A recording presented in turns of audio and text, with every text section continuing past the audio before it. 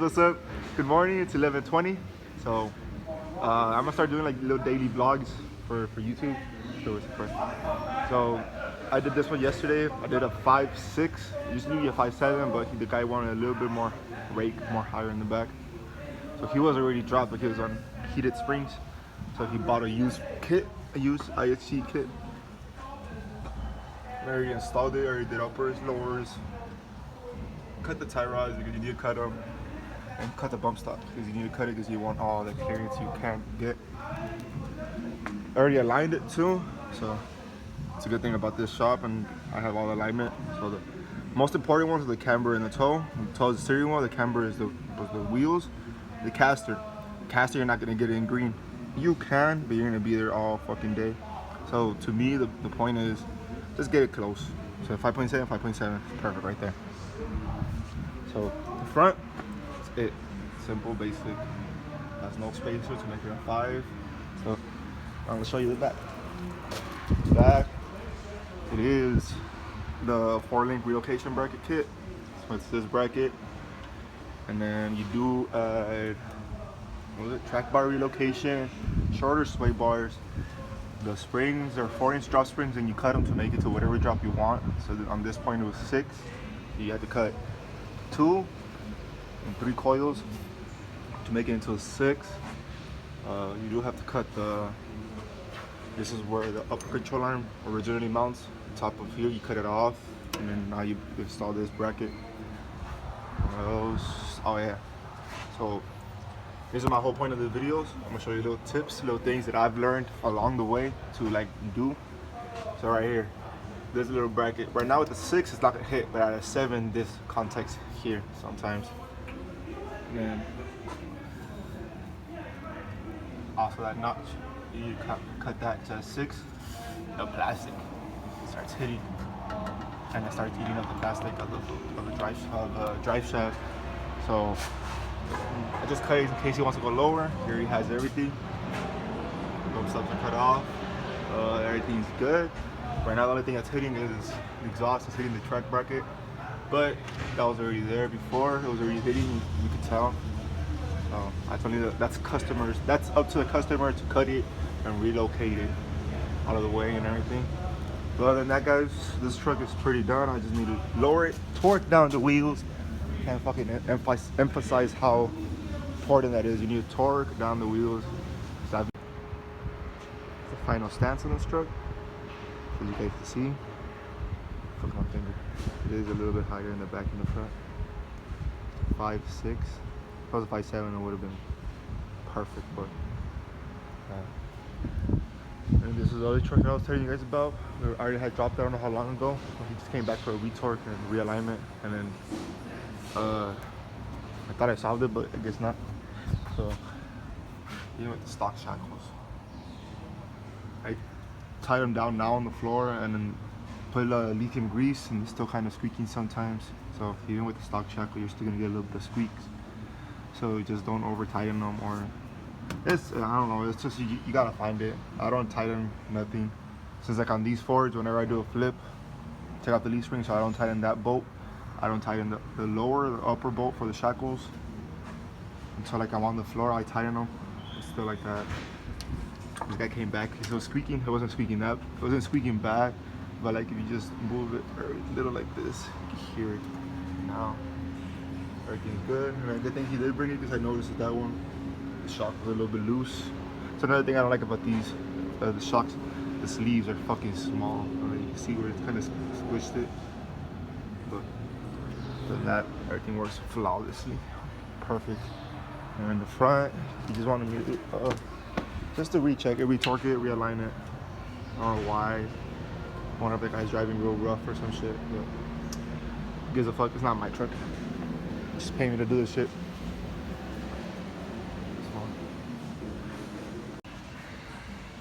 I already finished the alignment. The truck was kind of off.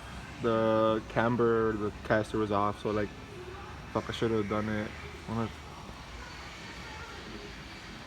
if I can show you guys before and after. Here. So it came in like this.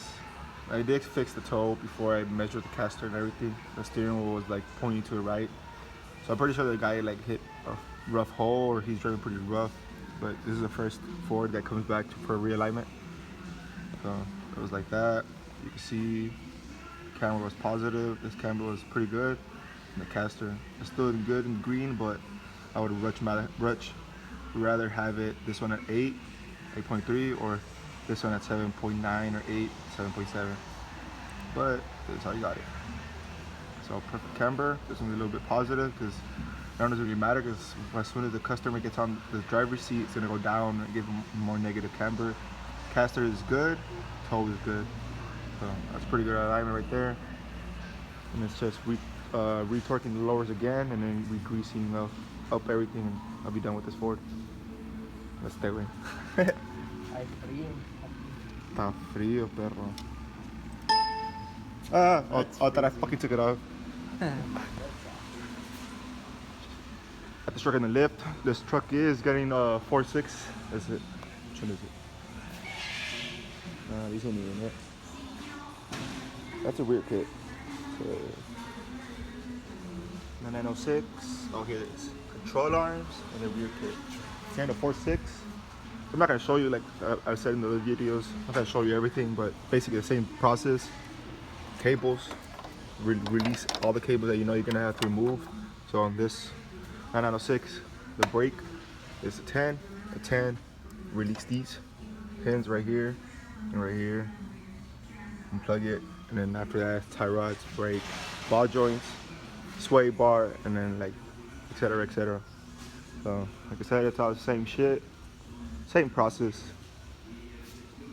I'll show you once I'm installing everything back on. Hey guys, I know I said I was gonna record until the very end. So right now the customer, I am waiting for shocks. So I'm still gonna assemble it, but I'm gonna show you this. In the instructions, it says use I think it's a 3/4 or 1/2 inch. Let's use the drill bit and put it on your spindle to ream it out. I know most of you guys are be over here like, no, the ball joints, when you ream it out, you're gonna put the original ball joint, it's gonna fuck it up and it's not gonna fit anymore. But in reality, all you're doing is there's a little lip in the ball joint, so the pocket goes straight down and it has a little lip that goes like this. So straight lip like that. And our reality is our ball joints, aftermarket ball joints, original, the taper right here is the same. It's just the thread. Our threads, aftermarket threads, are a little bit bigger, so it's not gonna fit in that hole. So that's why you need to drill it out or ream it out. It's not that much. It's nothing. It's just a little lip on the thing, and then you can still put the factory the ball joint on it, and it'll still work. Don't be scared when I read that part of the instructions. Just do it. Just don't go bigger. Just do whatever the instructions say, and you'll be good. Another tip on this truck, this is a 4.6, so we're not doing a 5. The arms alone drop a 5. So you can put this original gasket spring cover on top so it won't make noise. It's 5. And IHC sends you their little spacer, their rubber isolators. Now, back then they used to send them the ones from O'Reilly's, or I don't know what package they used to send them. That package said put it in the middle, put it like in between the spring. That shit doesn't work. It's always on top. Now I don't like these because after a while, after a couple months, the rubber starts squishing, and instead of going at 4 inch drop, it starts going to 4.5, 4-ish, and you get my point because they start deteriorating. But this is the right way to install it, on top of the freaking spring. So that way it's a 4. So guys, another trick that I'm gonna show you on the 906. So let me bring you up again. Let me catch you guys up to what I'm doing. Not catch up, but hit the front already. Waiting for the shocks. So I did the back, did the flip kit. All I need is the C-notch and the drop shocks. But for you IHC guys, or anybody that installs this, you guys know. For anybody that's been installing this, you guys know that no fucking shock fits in there. I think only the original ones, because the original one has like a plastic shield. Those fit. These don't fit. These O'Reilly Monroe gas charge. So my trick is,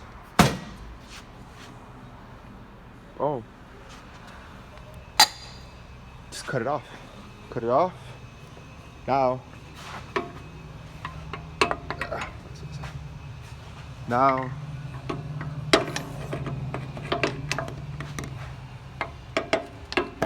fits that part in the front. Fits the shock of the body of the shock. It fits and then bolts on. So let me show you right now. So I just need to bolt it up, but now all I need to do is line it up to that hole on top, to where it needs to exit out, compress the suspension and tighten it up. But that's a little trick, it's a little thing to show you guys with these O'Reilly's shocks. Just cut it off. This is basically a dust boot, just to protect the shock, but you don't really need it. The rear shocks don't have it. The DGM front shocks are removable. There's some shocks that don't even have it, and it's just like that. So in reality, you don't need it, but just cut it off. It'll be easier. So you just replace them. That way you don't need to take apart the whole suspension just to put a new shock. You just cut the guard and you'll be good. So people ask me how I measure C-notches. So this is the middle. This is where the bump stop or this hits. You put that down, and then you measure. I kind of know that the C-notch is almost the size of my hand. So just put my hand there and look at it. It looks pretty good. I'm gonna put my hand over here. This should be a pinky off. 3 fingers on top, and I just start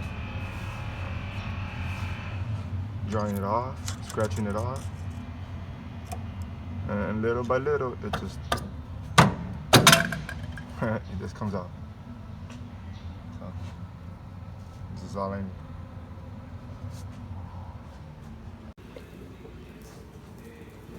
So, still on this truck, I'm already done. Show you the back real quick. I think it's a C-notch. Oh, C-notch, both sides. C-notch, both sides. Drop shocks, IHC, C-notch, IHC. I always cut the bed rail because if it's 6, this one actually has it. It's gonna hit right here with the bed rail because of the C-notch. It's not gonna bottom on the C-notch. It has more play down hook. Not hitting. What else in the back?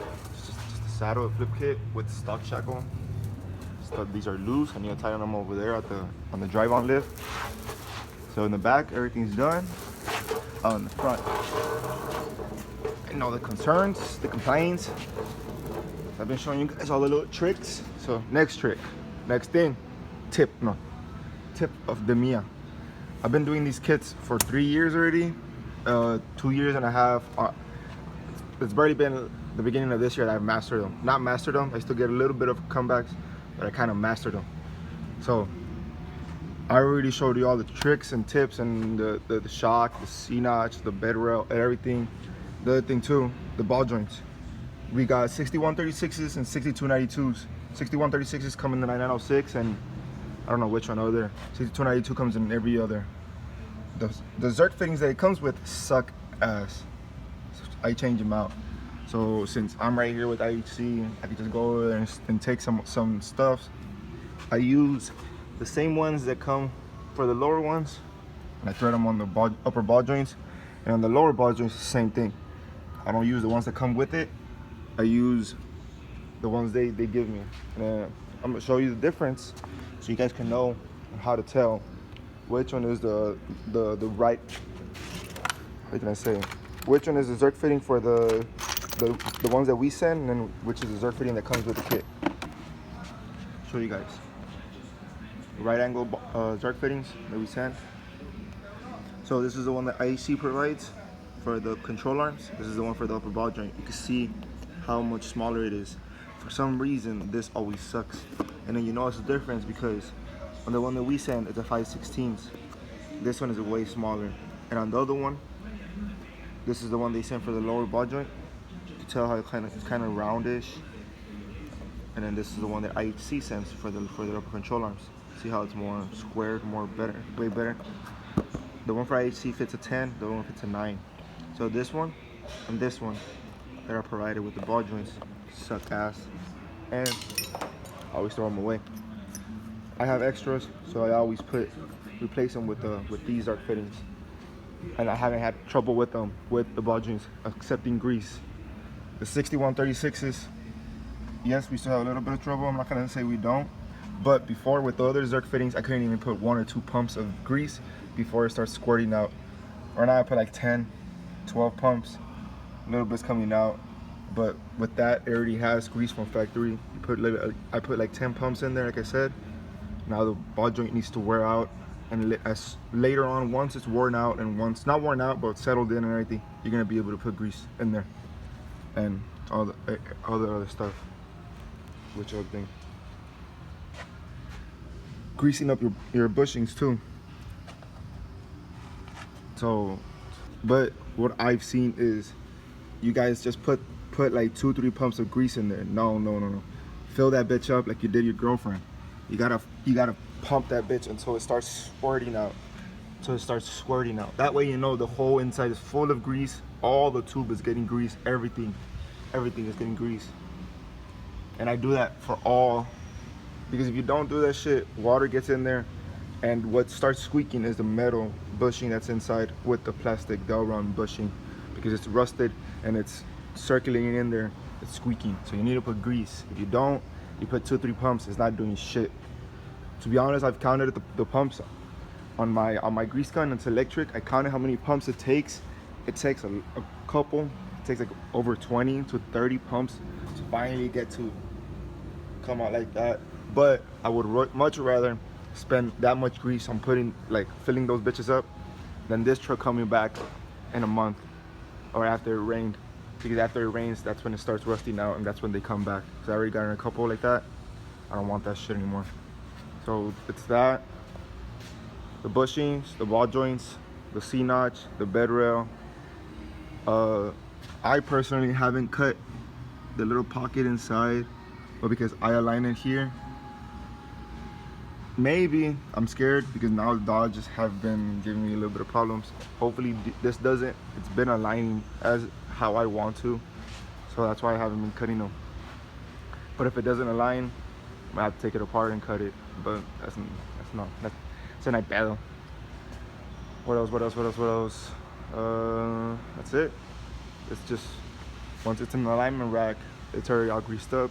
Once it's aligned, just torque everything down, from your shackles to your lower control arms to your uppers. It has to be tightened by hand tight by the alignment guy. The lowers, I always tighten them to like 160, and I haven't gotten problems with any of them, from the 906 to Chevys, Dodges, Fords, GMCs. I haven't had any comebacks if I torque them from around 160 to 170. So.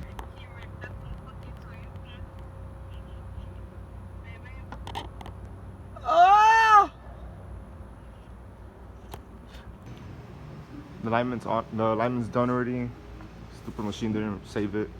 Usually saves it, but when I press reset, it says, you sure you want to reset? And it says you want to save it, but it didn't. But quick little overview. Hope you guys trust my word and shit. But I don't know if you guys know about the alignment tabs. I always leave them in the middle, the driver's side. Leave them in the middle. It was at a little bit negative, so it asked for positive camber. Yeah, it was negative and asked for positive. So I only moved it on this side. I gave it positive camber, almost like 0.3. That was a little bit positive. The caster was at 7.8, and then the toe was straight. On this side, the troublesome side. So you see how that one's all the way in. This side had a lot of positive camber, what was in red. So I had to give it a lot of negative camber. So this side, this pocket, you go all the way in, right? Well, my dumb ass hasn't cut it. I haven't given me problems like this. Can't see it. Yeah, you can. See how much that's how much this did. degrees or how much it gives you until it bottoms out if you don't cut the pocket out inside, like how the instructions say. So if it was a 5-inch, it would have been perfect. And this 4, with this arm like this and the other arm all the way inside, it still had a little bit of positive camber, almost like this side, like 0.3 or 0.4. If I had cut that pocket out, I would have had better adjustment, better caster, and I would have matched it to this side. And instead of giving me 7.8 caster, positive caster, I would have gotten to like 6 or something. So I'm getting a little bit more technical. So this is mostly for like the people that do the alignments, so they could, like, they know what the fuck this is how I do it. The caster is like how Ivan and the IHC team says, caster is not that important as long as you get it close. So since this one was at 7.8 and I know I can't adjust it more, that's why I did this one 7.8 with positive camber like this one. And the reason I gave a positive camber too is I know that rubber isolator on top of the spring is gonna start deteriorating, start squishing. So this truck instead of being at a 3 3¾ 4-inch drop in the front, it's gonna come all the way down to like 4.5. So it's gonna go down more, and I will be able to do the adjustment, but that's only if the customer comes back. The other thing, after I do all of that, you grease up your bushings. I know I said earlier in the video, but you fill these bitches up like you did your girlfriend until she starts squirting out the sides, anywhere. So that way you know these are full. So it's already aligned, everything. Next, you torque it. I always torque these from 160 to 170 foot-pounds. So I put my torque ratchet on this side and everything, and I haven't had problems with those. What else? Tie rods, and then let me show you a little overview of the back, which I already did, but this is with full weight on it. So I already tightened the shackles by hand. Now that's on the floor, so that way it won't squeak. That's a tire with a stupid lift. Shocks, everything's buttoned up, everything's good, everything's out of the way, everything's painted. This is the reason why I tell you cut the bed rail. You see how close it is. So with a little bump, you're gonna bottom out. Oh, this is it. I'll show you guys the final stance right now, once it's on the ground, and once I test drive it and make sure it's straight. This is a little inside view of the C-notch. I don't know if you guys still wanted to see.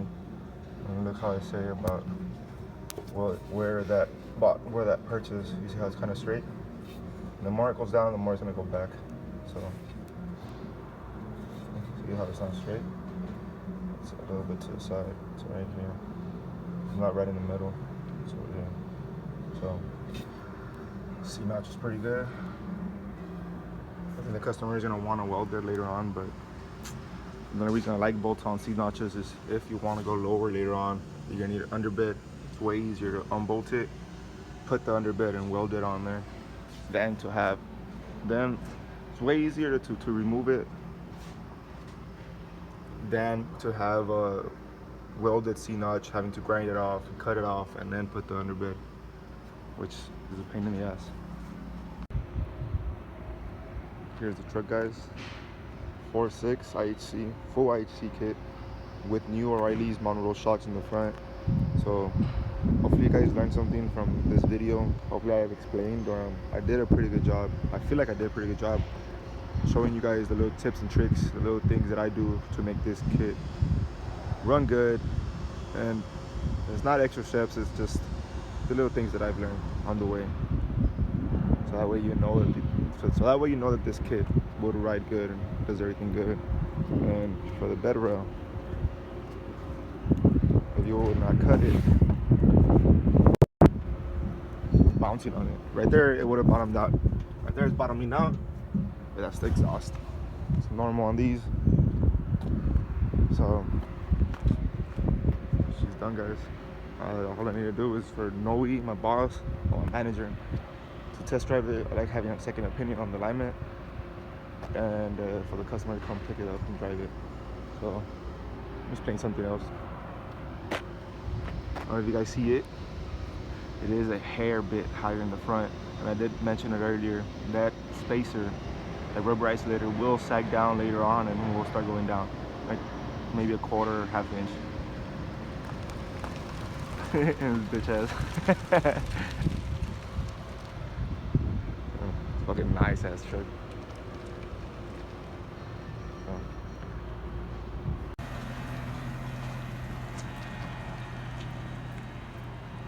Are you tired, bitch? Damn.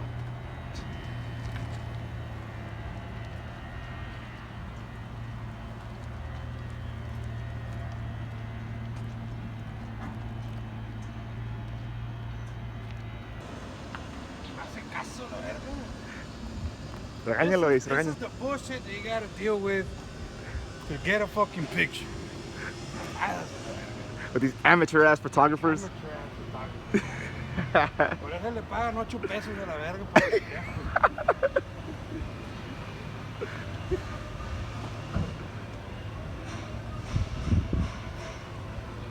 Let's see what I can record this.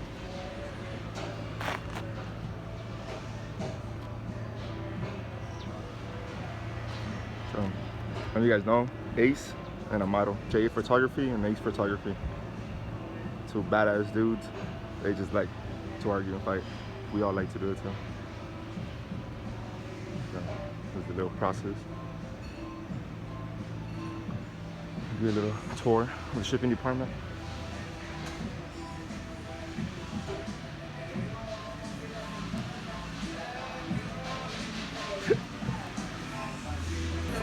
Está grabando para el YouTube. ¿Sí, güey? ¿Quieres lo que esté saliendo acá? ¿Puedes poner, perro? Si quieres, te pongo. Estamos que grabando este video.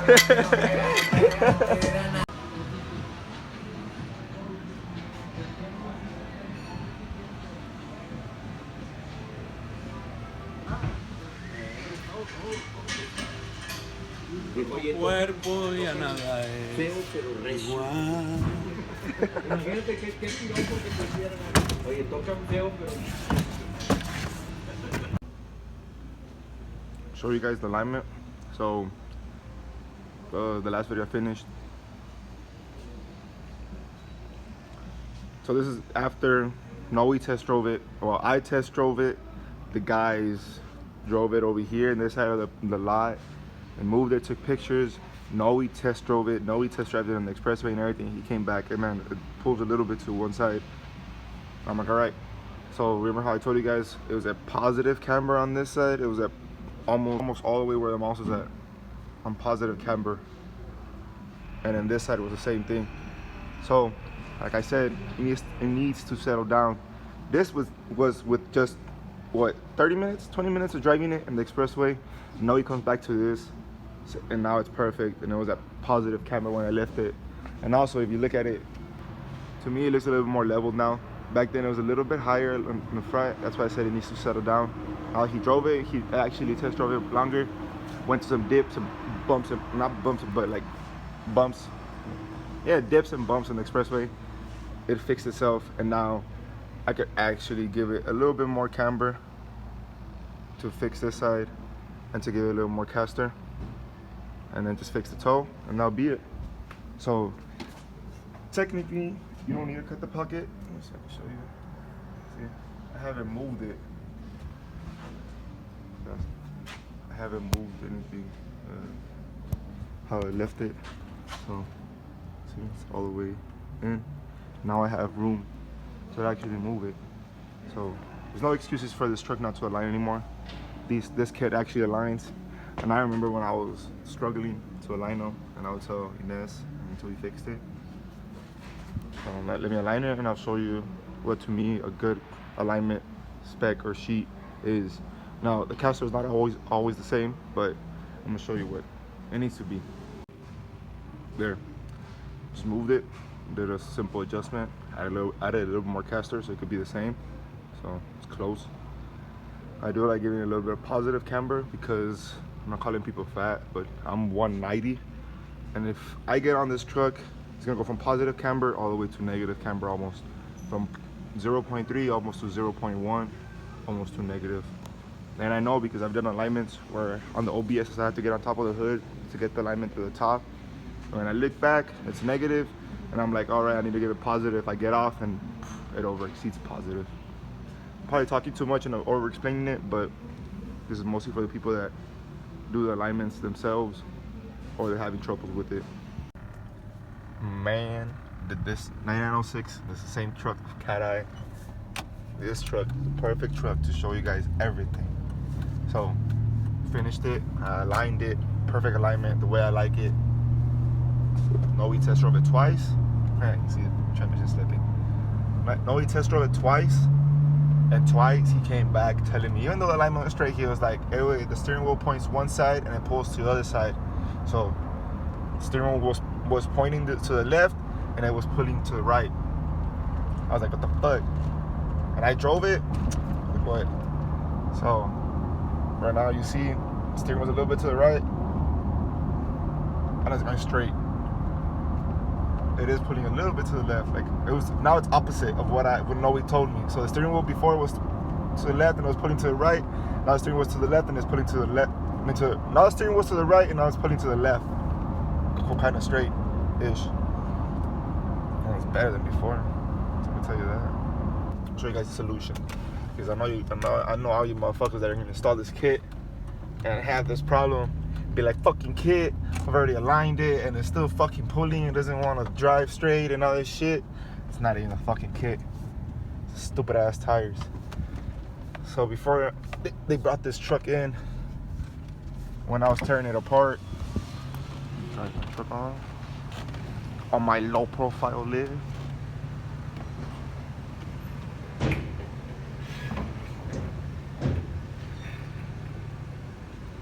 Turn the truck and show you guys what the fuck I mean. So, it's perfect fucking tip. See the tires? Now they're rotating the other way. So this tire was on that side, this tire was on this side. Before I tore apart this truck, I did notice this side, the camber adjustment things still had the factory retaining tabs. This side didn't. It was moved out, aligned. So my guess was this side it ate the tires.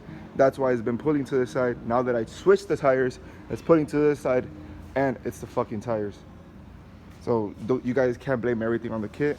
Sometimes it's your tires, even though they look basically brand new, but they're not. They're worn out already.